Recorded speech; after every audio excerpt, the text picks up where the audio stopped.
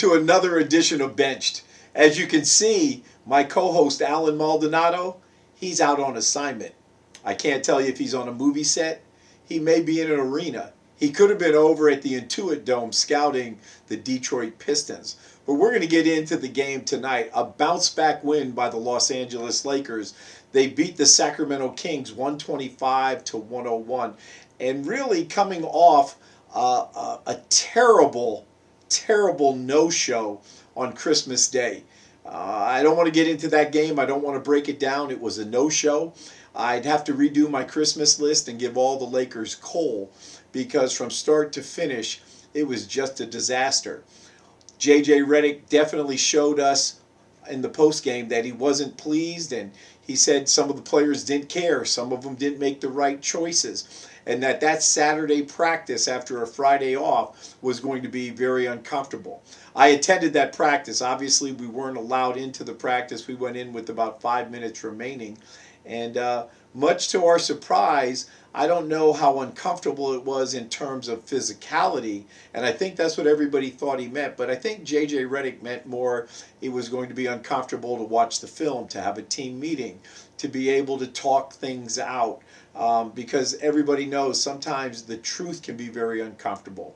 And when you're a leader, whether it's of a company, whether it's of a police force, of a firehouse, a principal at a school, it's hard to have those conversations to tell the truth because very few people can handle the truth. And the one thing I learned from coaching Chris Paul, being around Kobe Bryant when I covered the Lakers, is great players want to be coached. And the very successful people that I've been around in the business world, they seek the truth. You know, most people think it's haterade. A lot of us like to drink Gatorade. So I think they had a very productive team meeting where everyone, based on just hearing a couple of the players and hearing JJ Redick after the Saturday practice, said everybody had a chance to voice their thoughts, to give feedback. And, you know, JJ started it out by looking in the mirror and judging himself, judging his staff. And those are my words, not his exactly. And then the players were able to verbalize their thoughts. So everyone was really looking forward to this game because when you have a meeting like that, it can go either way. Now, don't get me wrong. This was a Sacramento Kings team that was minus Sabonis, a couple other guys. You know, they probably, without looking at standings, they're probably still the worst or the second worst team in the Western Conference with 8 wins coming into this game. So it may have been just what the doctor had ordered, but as a former coach, this was a game that was more about the Lakers. I don't even know if I would have went through a scouting report what we were going to do, how we were going to scheme to defend them, because the problem that I saw on Christmas Day was a disconnected team, a team that didn't have energy, they didn't have focus, and they certainly did not play with toughness. And you all know me, those are the 3 non-negotiables that you have to have.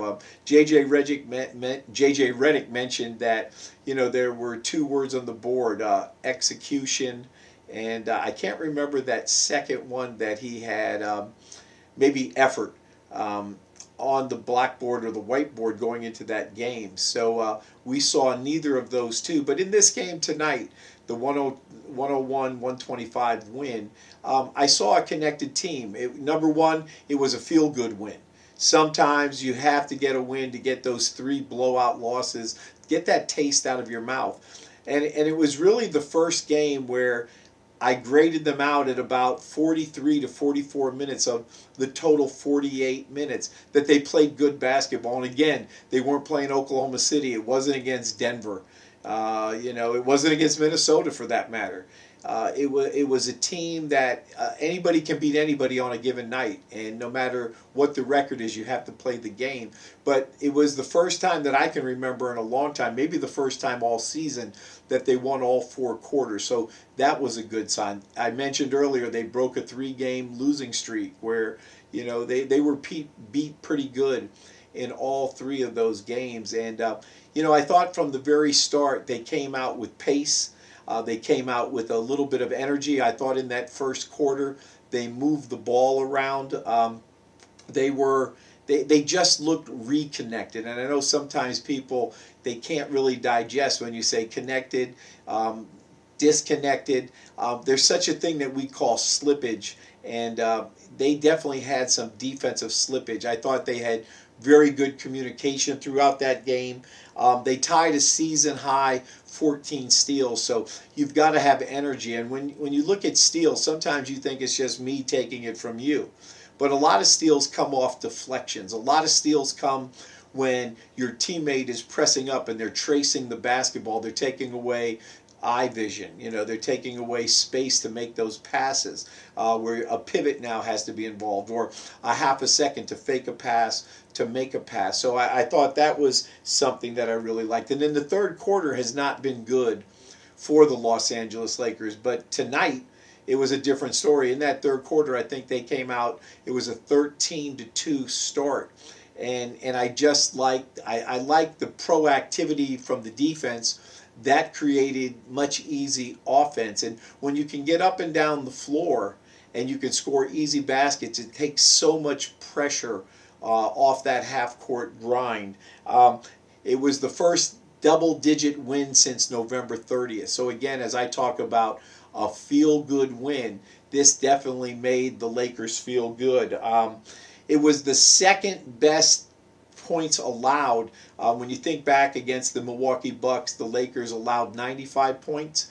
Tonight they allowed 101. Luka was Luka. I thought he came out, and it was the first time that I can remember, maybe all season, where he didn't play the first full quarter, the 12 minutes. He came out with about 2:30 left, which was a little bit, it didn't shock me, but it was different. And I wondered if he pulled something. I wondered if he felt something, and he didn't. He just came out and he took a blow about, like I thought, with 2:30 left in that first quarter. But he finished with a game high 34. LeBron James, one of the best offensive games I've seen in a long time in terms of efficiency. I believe he was 11 for 13. I know he only missed 2 shots.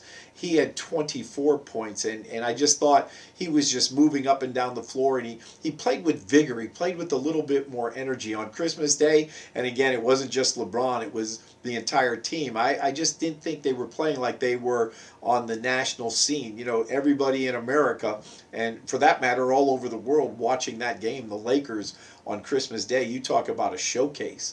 And they just had no pep to their step, but it was opposite tonight. And again, that comes off a very embarrassing loss.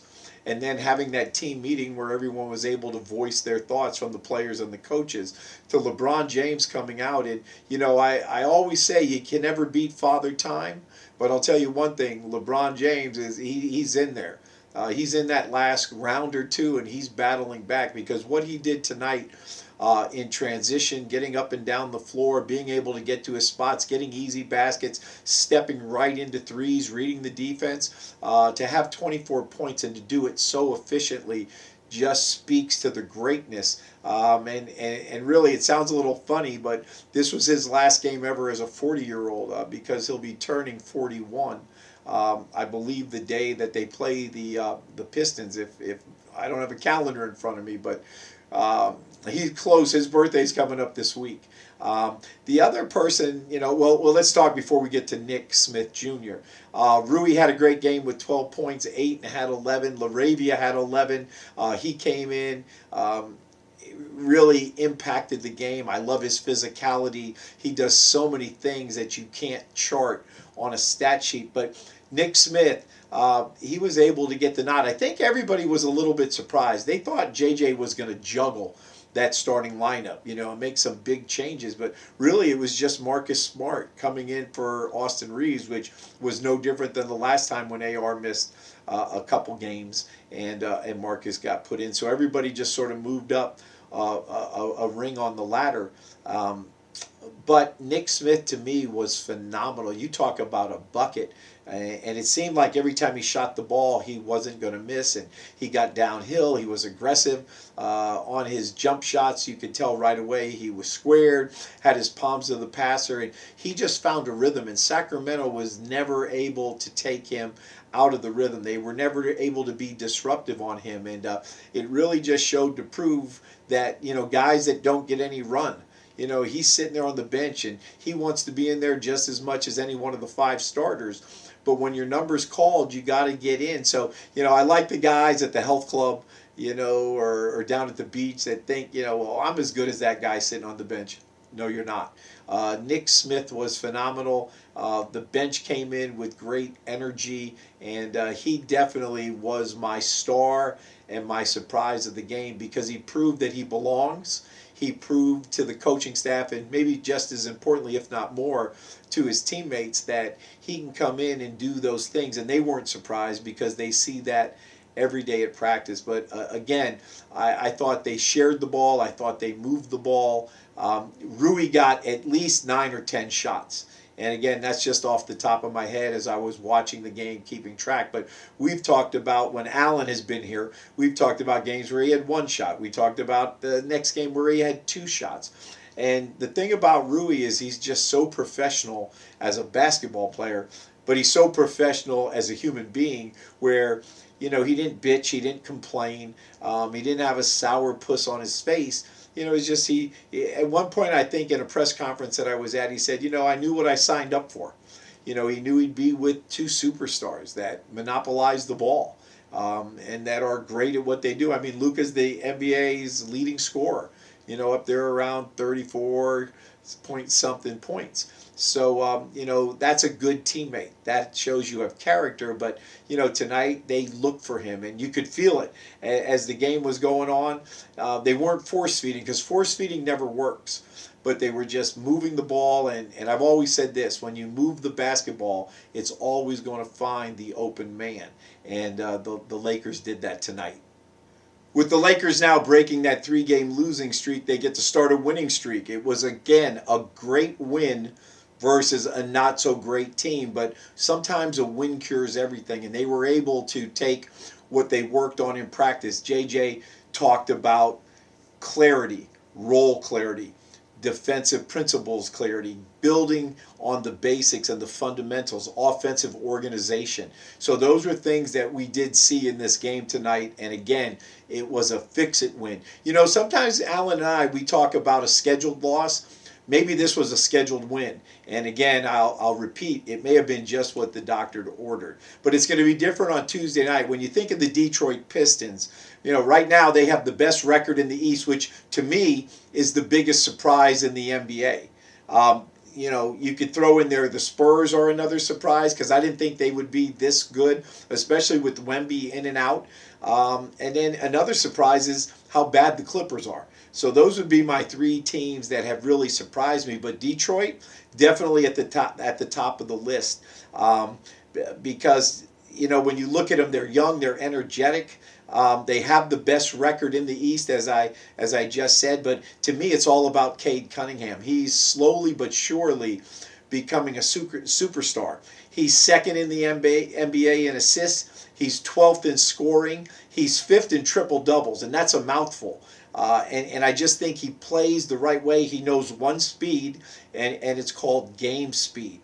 So this is a team that is going to put a lot of pressure on the Lakers because, again, anybody can just come in and beat an average team missing Sabonis and a couple other pieces. But now this is a team in Detroit that has had 2 bad losses on this road trip. They lost to the Jazz, which they should not have lost to, and they lost to the Clippers. So they want a feel-good win, and they're thinking, okay, well, the Lakers have struggled. They beat, a bad Kings team. So now we come in and we get our mojo going. But the problem that the Lakers are going to have, this is a very good defensive team.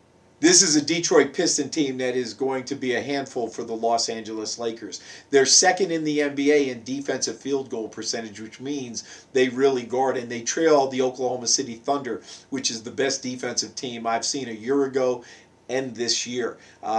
Extremely connected. They have championship talk. JJ always talks about championship habits. This is a Detroit team that, they guard on the ball. They stay between their man and the basket. If they get beat, they get into rotations.